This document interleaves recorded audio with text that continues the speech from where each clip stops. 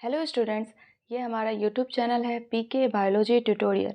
यहाँ पर हम लोग क्लास 12th की बायोलॉजी पढ़ते हैं, जो कि हमारा फर्स्ट चैप्टर है रिप्रोडक्शन इन ऑर्गेनिज्म। पिछले के लेक्चर्स में हम लोगों ने देखा था vegetative propagation in plants, some mode of vegetative propagation in plants, right. आज के लेक्चर में हम लोग स्टार्ट करेंगे artificial vegetative propagation in plants, right. तो वीडियो स्टार्ट करते हैं।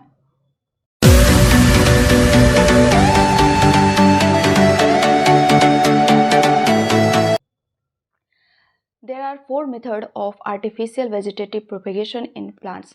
First one is cutting, second one is layering, third one is grafting and fourth one is tissue culture method. ठीक है, यहाँ पर हम लोग एक एक करके पहले समझेंगे cutting, layering, grafting and tissue culture का मतलब क्या है। कटिंग, फर्स्टली कटिंग से क्या सेंस आ रहा है बच्चों?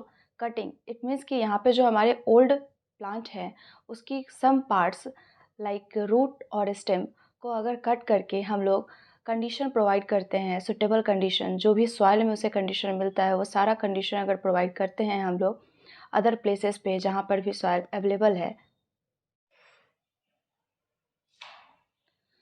तो हमारा एग्जांपल क्या है? Tamarind and sugarcane and rose. तो इसमें हम लोग को देखने को मिलता है कटिंग, है ना। इसके अगर कुछ भी सेक्शन को लेकर के हम लोग सॉइल में डाल दे तो वहाँ से एक न्यू प्लांट की डेवलपमेंट होती है, ठीक है। Second one is layering.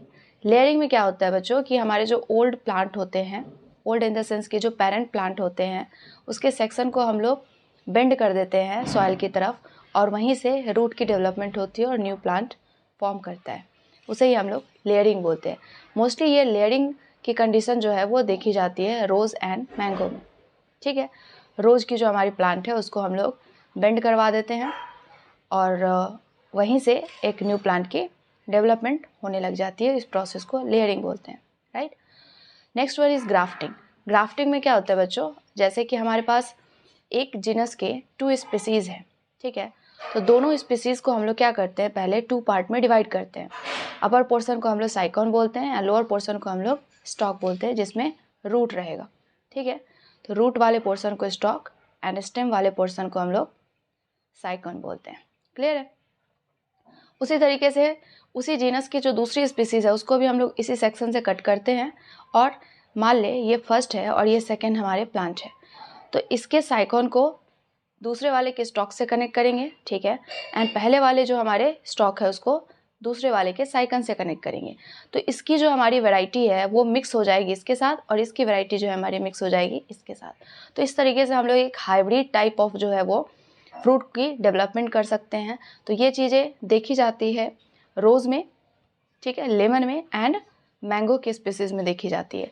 Mango में बहुत फेमस है, ग्राफ्टिंग की प्रोसेस की जाती है जिससे हमारे टाइप ऑफ जो है वो मैंगो मिलता है, स्पीसीज़ जो है उसकी बहुत ज़्यादा वैरायटी हम लोगों को देखने को मिलता है, ठीक है। तो ये हमारा ग्राफ्टिंग कहलाता है। क्लियर है? Next one is tissue culture, ठीक है। टिश्यू कल्चर क्या होता है बच्चों? टिश्यू कल्चर एक आर्टिफिशियल मेथड है जिससे हम लोग न्यू प्लांट की डेवलपमेंट करते हैं। जो ओल्ड पेरेंट प्लांट है उसके किसी भी टिश्यू या सेल को निकाल करके आर्टिफिशियल मीडियम में हम लोग उसे रख देते हैं, जहाँ पर उसे सारा कंडीशन, सुटेबल कंडीशन प्रोवाइड कराया जाता है, ठीक है। तो लेबोरेटरी में अगर क्विक हमें कोई प्लांट बनानी हो और उसकी बहुत सारी जो है स्पीसीज़ बनानी हो, स्पीसीज़ इन द सेंस की वैरायटी, और बहुत सारे जो है उसके नंबर्स हमें चाहिए होते हैं, उस केस में हम लोग टिश्यू कल्चर को यूज़ करते हैं। और इससे एक और बेनिफिट है क्योंकि ये हमारे सीजन पे डिपेंड नहीं करता, ये लैब में रेडी की जाती है, इसीलिए ये सीजन पे डिपेंडेंट नहीं होते हैं, ठीक है। तो ओल्ड हमारे पास प्लांट के पार्ट होते हैं, उसके पार्ट उसके किसी टिश्यू या सेल को लेकर के हम लोग ये टेस्ट ट्यूब में रख करके उसे कंडीशन प्रोवाइड करते हैं। तो यहाँ से हम लोग छोटे छोटे प्लांटलेट्स देखने को मिलता है डेवलपमेंट के दौरान, और उस प्लांटलेट्स को वापस से हम लोग सॉइल में डाल देते हैं और वहाँ से हम लोग को न्यू प्लांट देखने को मिलता है। बहुत कम टाइम में बहुत सारे प्लांट हम लोग इससे डेवलप कर सकते हैं, ठीक है। तो यही टिश्यू कल्चर मेथड है। क्लियर है? नेक्स्ट वन है यहाँ पर एक कैलस वर्ड है। कैलस वर्ड का क्या मतलब है बच्चों? कैलस, जब हम लोग किसी भी टिश्यू को प्लांट से निकाले तो टिश्यू को हम लोग अलाउ कर रहे हैं डेवलपमेंट के लिए, तो इनिशियल फेज में वो क्या होगा, सेल उसकी ग्रोथ करेगी, है ना। जिस टाइम पे वो ग्रोथ कर रही है बट वो डिफ्रेंशिएटेड नहीं है हमारे रूट, स्टेम, लीफ में, तो उस पोर्शन को हम लोग क्या बोलते हैं, कैलस, अनडिफ्रेंशिएटेड मास।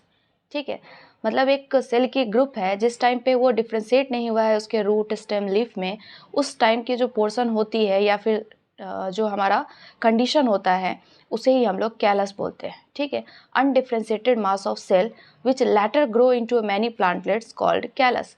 याद रहेगा बच्चों, यहाँ पर क्या है, हमारे सेल के जो ग्रुप है जिसको हम लोग अनडिफ्रेंशिएटेड मास बोलते हैं उसे ही हम लोग कैलस का नाम देते हैं। ये एग्जाम्पल किस में देखने को मिलता है, ऑर्किड्स एंड क्रिसैंथेमम। ठीक है, ऑर्किड्स एंड क्रिसैंथेमम। तो यहाँ पर ये टिश्यू कल्चर मेथड में ही हम लोग इसे यूज़ करते हैं। तो टिश्यू कल्चर मेथड में जब हम लोग टिश्यू निकालते हैं और उसे अलाउ करते हैं ग्रो करने के लिए, तो जो इनिशियल फेज होता है उसे हम लोग कैलस बोलते हैं। ठीक है बच्चों, तो यहाँ पे जो टिश्यू कल्चर मेथड है ये अभी तक सक्सेस हुआ है हमारे ऑर्किड्स में और क्रिसैंथेमम में।